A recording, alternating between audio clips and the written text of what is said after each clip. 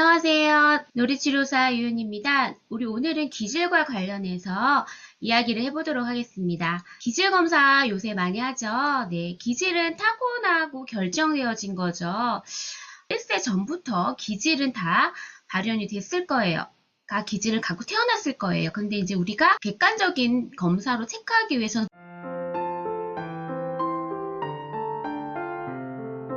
생후 1년 지난 시점부터 이제 가능한 것들이고요. 기질을 어떻게 이해해야 될지 한번 알아보도록 하겠습니다. 기질이라고 하는 것은 자극에 대한 어떤 자동적인 정서적인 반응이에요. 어떤 후천적인 환경의 영향을 받기보다는 선천적, 유전적인 것들이 타고난 경향성이라고 생각하시면 될 것 같고요. 일생 동안 안정적으로 유지가 됩니다. 그래서 타고난 고유 경향성이라고 하고 기질은 물려받는 특질로 나오기 때문에 쉽게 조정하거나 바꾸기가 어려운 양식들이 있습니다. 그럼에도 불구하고 왜 우리가 기질을 이해하느냐는 그 아이를 이해하기 위해서 필요합니다. 기질은 저마다 고유한 개성과 장단점이 있기 때문에 그 기질을 보고 좋은 기질, 나쁜 기질을 이렇게 판단하지는 않습니다. 다만 기질을 인정하고 부족한 부분을 보완하는 것이 더 중요하겠습니다. 그래서 아이를 먼저 어떤 기질일지 객관적으로 파악하는 것이 필요하죠. 기질 검사와 관련된 척도들은 여러 가지가 있지만 그 중에서도 가장 보편적으로 이제 하는 것들이 영아 대상으로 하는 거, 유아 대상으로 하는 것들이 되겠죠. 기질을 이제 인정하고 이제 부족한 부분을 보완하는 것이 중요합니다. 그래서 아이의 기질을 먼저 객관적으로 파악하는 거예요. 활동량이 많은 특징이 있는가, 아니면 조금 조심하는 경향성이 있는가, 아니면 사회적으로 뭔가 관계를 맺고 눈치를 보고 이런 경향이 있는가, 아이가 인내심이 있어서 뭔가 하늘을 진득하게 하는 그런 경향이 있는가, 이것들을 이제 파악할 수 있습니다.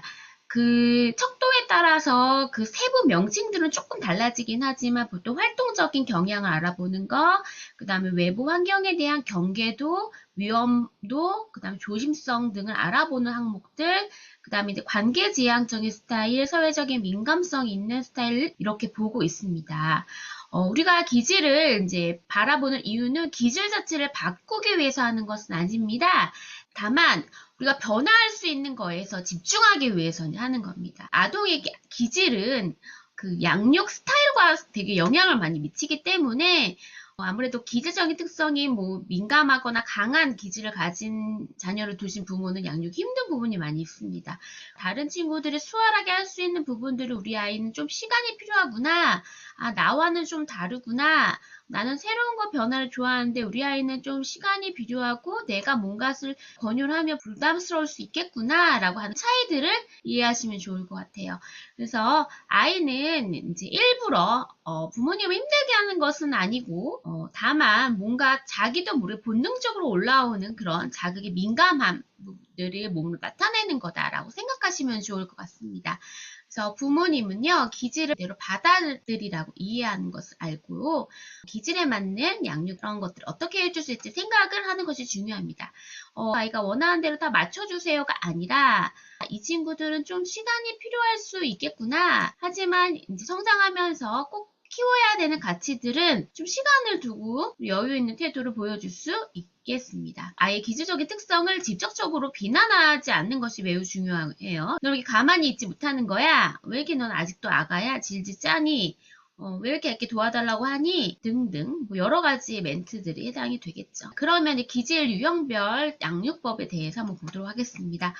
저는 TS라고 하는 기질 검사 척도를 영아기 아이들한테는 많이 쓰거든요. 1세 된 아이들부터 쓰기 때문에 거기에서의 말하는 척도들은 4가지 범주예요. 조심성, 활동성, 사회적 민감성, 의도적인 조절. 이 4가지의 영역들이 다 두루두루 무난하게 나타나나 아니면 어느 하나의 특징들이 강하게 작용하나를 보는 겁니다. 모든 기질뿐이겠어요. 모든 검사가 평균을 중심으로 양쪽 극단에 가면 갈수록 하나의 특질이 되게 강하기 때문에 한 부분들이 좀 있을 수 있어요.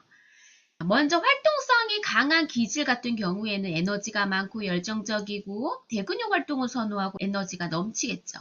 스스로 하려고 하고 기저귀를 가려고 해도 가만히 안 있고 이런 특징이 보여줄 수 있어요. 이 친구들은 호기심, 호불호, 에너지, 것들이 굉장히 큰 자원이 되기도 합니다. 그래서 이 친구들은 자동차의 엑셀러레이터라고 비유할 수 있어요. 쭉 나가잖아요. 일단 달리고 보는 거예요. 호기심 대장이라고 해요. 도전과 모험을 좋아하고 새롭고 낯선 것도 도전하려는 경향이 있어요. 그래서 이제 약간 잘 못 참고 성미가 급한 아이들이 많고요. 잘 안 됐을 때 화를 내거나 조금 견디는 힘들이 많이 부족해요. 자, 놀잇감을 가지고 놀더라도 설명서를 가지고 놀기보다는 자기의 색깔, 내가 하고 싶은 대로 자기만의 방법으로 놀이를 하죠. 그래서 창의적인 아이디어, 임기응변의 강한 모습을 보여줄 수 있습니다. 이 친구 아이들한테는 어떻게 해줘야 될까요? 이 에너지 넘치는 엑셀러레이터가 장점도 있지만 단점도 있죠. 뭐예요? 이 넘치는 에너지에 브레이크를 스스로 걸지를 못하기 때문에 우리 양육자로서는 아예 넘치는 에너지에 브레이크를 걸어주셔야 돼요. 위험한 행동이 아닌 경우에는 이 친구들은 무조건 통제 제지보다는 할 수 있는 것, 안전한 것들에 대한 안내, 안전하게 할 수 있는 방안들, 안전하게 할 수 있도록 허용해 주는 것들이 필요합니다. 왜냐하면 어차피 해야 직성이 풀리기 때문에 그래 지루한 거를 잘 못 견디니까 이 친구들 심심해 많이 하거든요. 그래서 많은 장난감을 사주려고 하면 어떻게 되죠? 더 새로운 흥미거리, 자극거리만 강화가 되기 때문에 가급적이면 자극을 최소화, 체계화 연습들을 해줘서 이 부분만 장착이 된다면 아이들이 굉장한 수행 능력을 보여줄 거라고 생각이 듭니다. 환경적인 자극을 최소화, 체계화 시켜주는 것들이 필요한 거예요. 그래서 너무 많은 장난감, 놀잇감들이 너무 흥미 위주로만 되니까 때로는 막 엄청나게 재밌지 않더라도 그냥 서서히 재미를 느껴가는 것들도 있잖아요. 그런 경험을 해주는 게 필요합니다. 그리고 바람직하지 않은 행동들이 간혹 해요. 그럴 때는 간결하게 제시해주는 것도 필요해요. 또 무엇이 또 필요하냐면 에너지가 많기 때문에 부모님들의 체력 관리, 왜냐하면 기가 빨리기 때문에 부모님들의 마음 지키는 것, 체력 관리하는 것들이 또 필요합니다. 그리고 아이가 엄마와의 약속을 잘 지켰을 때 그런 긍정적인 행동에 대해서는 격려를 해주시는 것들이 필요해요. 그리고 이제 아이가 과잉 행동, 과도한 처벌 이런 패턴이 반복이 된다면 아이들은 자기를 조절할 수 있는 힘이 아직 부족하기 때문에 어떻게 하면 행동을 조절할 수 있는 방안들을 이제 생각을 하시면 좋을 것 같아요. 정해진 규칙 안에서 규칙들을 생각해 보는 거, 너가 어떤 행동을 할 때 다른 사람들한테 좋은 이야기를 들을 수 있는지, 그러니까 그런 것들을 좀 나눠볼 수 있을 것 같아요. 아이가 좋아하는 거에 또 관심도 기울여 주지만 아이가 틀에 벗어나는 행동을 했을 때는 또 알려주는 방식입니다. 그래서 이렇게 했는데도 불구하고 행동 패턴이 잘 지켜지지 않고 계속 강화가 된다면 좀 더 적극적인 개입의 차원으로 심리검사나 아니면 놀이평가, 놀이치료 등등을 개입을 생각해 볼 수 있습니다. 그 다음에 조심성 기질 알아보도록 할게요. 조심성 기질 아동은 불안해요. 수줍음이 많아요. 신중한 요 세 가지 특징을 잘 나타낸다고 보여집니다. 조심성이 많고 수줍어하고 안전을 중시하고 실수가 적고 소극적이고 경계심이 많아요.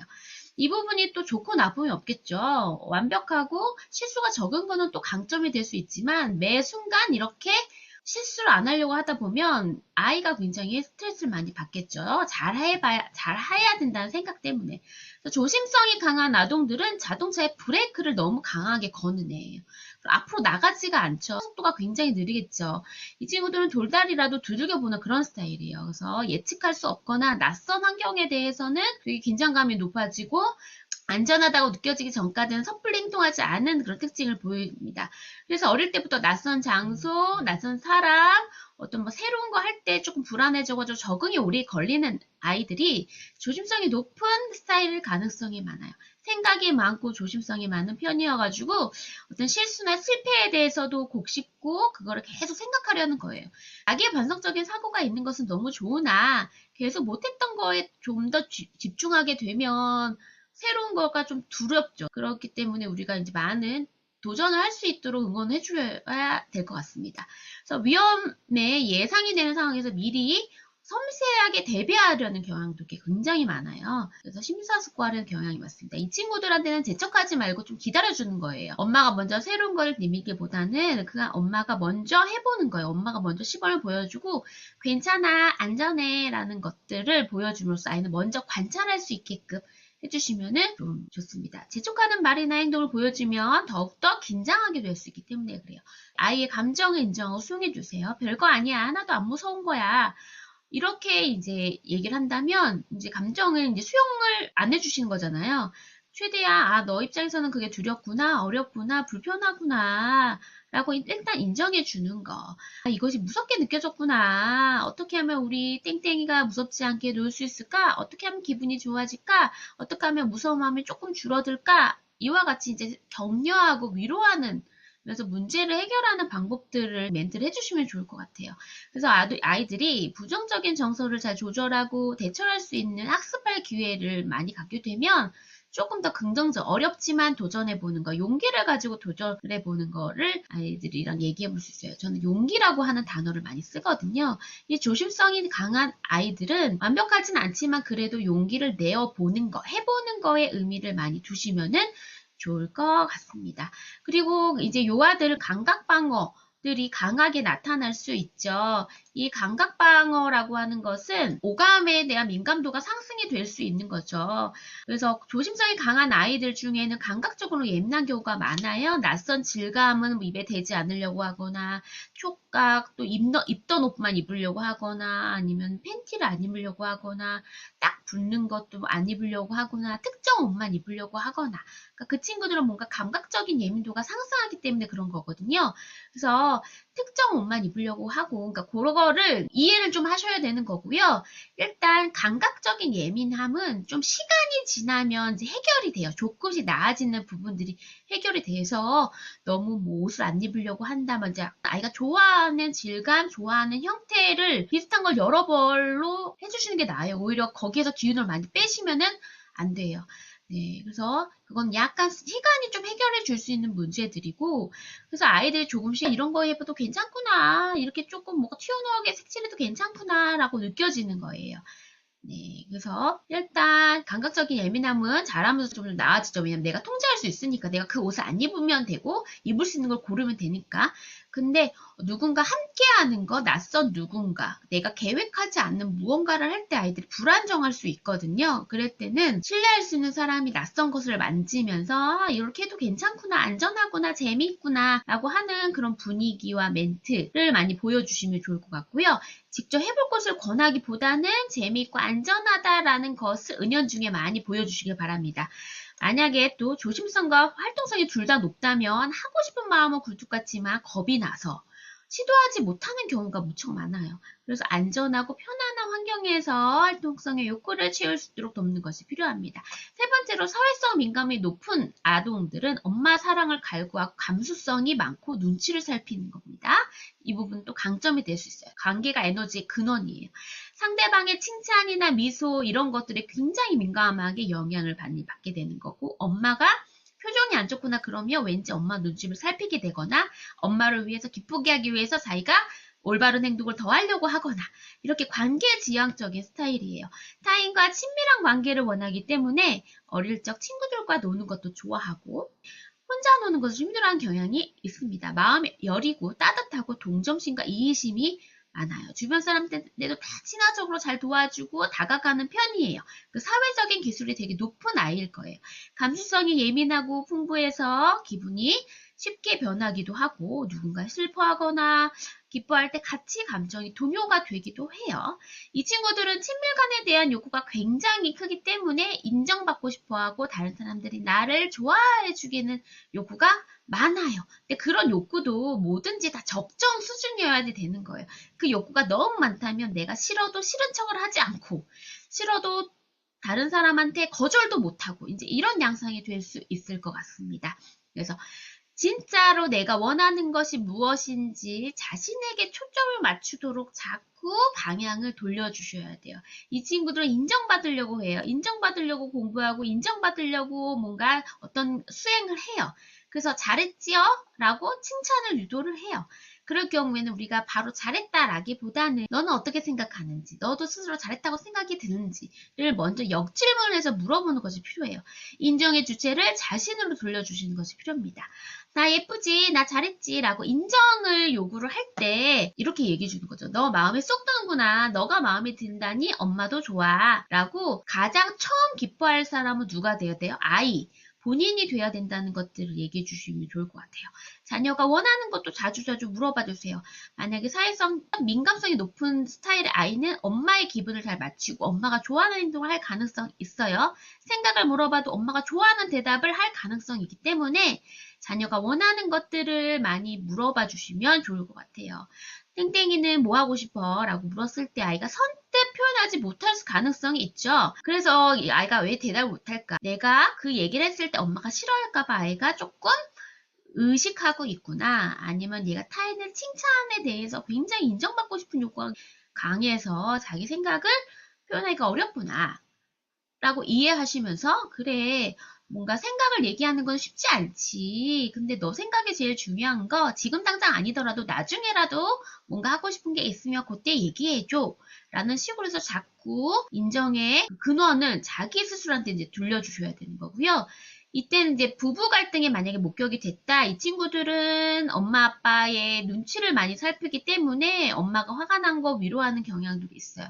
그래서 이 친구들 앞에서는 더 부부 간의 대화나 정서적인 표현들을 잘 조절해 가면서 해주셔야 될 것 같습니다. 부모님이 힘들고 우울해 보이면 아이는 어떻게든 엄마 기분을 풀게끔 하려고 노력하는 특징이기 때문에 그런 거예요. 역할놀이를 통해서 자기 표현을 높여주세요. 다양한 역할놀이를 체험해 볼 수 있습니다. 우리가 역할놀이를 하는 이유는 다양한 역할을 할 수 있다는 거죠. 내가 엄마가 되기도 하고 아빠가 되기도 하고 선생님이 되기도 하고 말 안 듣는 누군가가 되기도 하고 현실에서는 말을 잘 듣는 아이지만 가상세계에서 역할놀이상에서는 현실에서 못했던 행동들을 반대로 할 수 있으니까 다양한 역할들을 할 수 있는 그 계기 나 기회를 주시면은 좋아할 것 같습니다. 그래서 아이가 좋아하는 상황으로 설정해서 아이가 전문가 역할을 해서 물어봐 주는 것들이 필요합니다. 마지막 구도적인 조절 기질이 높은 아이들은요. 끈기가 있고 뚝심이 있고 고집이 있어요. 인내심이 강하고 꾸준히 노력하고 끈기 있고 집중력이 높고 부지런해요. 포기를 잘 하지 않아요. 끈기왕이에요. 한 가지 활동을 아주 끝까지 오랫동안 해내요. 강점이 될 수 있지만 약점이 되죠. 약점은 뭘까요? 좀 속도가 느리고 좀 다른 걸로 전환이 돼야 될 때마저도 계속 붙잡고 하려는 경향이 있어요. 그래서 우리가 아이한테 대할 때 너의 그런 끈기가 있는 태도는 너무 좋아. 근데 때로는 제한된 시간, 제한된 것들이 있기 때문에 너무 오래 걸릴 것 같다라고 하면 잠깐 다른 것부터 먼저 해도 괜찮아. 우선순위를 정한다는 것을 알려주시면 좋을 것 같아요. 그래서 이 친구들은 아마 완벽하게 하려는 것들이 많이 있어서 하나를 꼼꼼히 하려는 부분들이 많이 있습니다. 그래서 때로는 너가 하나를 진득하게 목표한 대로 해도 되지만 시간이 많을 때는, 근데 그렇지 않을 때는 약간 순서를 바꿔도 괜찮다라고 해주시면 좋을 것 같고요. 이 친구들은요, 자기만의 틀 순서가 중요해요. 그래서 뭔가 틀어지거나 어긋나면 힘들어해요. 실수에 민감하죠. 괜찮아. 실수에 웃을 수 있도록 유머 감각 키우는 것들이 필요해. 이 정도면 충분해. 충분히 열심히 했잖아. 라고 이제 멘트해 주는 것들이 또 필요하고요. 융통성이 부족하거나 성취에 대한 목표가 큰 경우에는요. 그 제한된 시간 안에 해낼 수 있는 목표를 조금 쪼개서 그 시간 안에 할 수 있는 단계적인 목표를 제시하는 것들이 필요합니다. 결국에는 너의 마음 상태도 중요하기 때문에 힘들면 잠깐 쉬어가도 돼. 이런 것들을 얘기해 주시면 좋을 것 같고요. 실수했을 때 그냥 한번 웃어봐 라고 또 제안을 해줄 수 있습니다. 완벽축으로 인한 느림을 기다려주는 거예요. 다른 능력을 너무 월등한데 유독 특정 영역에 조금 느린 부분이 있어요. 이 친구들은 뭔가 자기가 숙달감을 경험하기 전까지 더 많이 이제 하려는 경향성이 있어서 느린 모습이 있을 수 있습니다. 그래서 한번 해내면 결국 실수 없이 해낸다는 장점이 있어요. 근데 여기까지가 굉장히 오래 걸리기 때문에 그런 느린 특징을 이해해 주시면 우리가 조금 더 아이한테 긍정적인 멘트를 해줄 수 있습니다. 그리고 이제 의도적인 조절이 높다라고 한다면 위에 다른 특성들이 되게 견고하게 꾸준하게 유지될 가능성들이 있고요. 의도적인 조절이 낮은 친구들은 활동적인 모습도 보이기도 했다가 안 보이기도 했다가 이렇게 약간 빈도가 낮아진다라고 생각하시면 될 것 같습니다.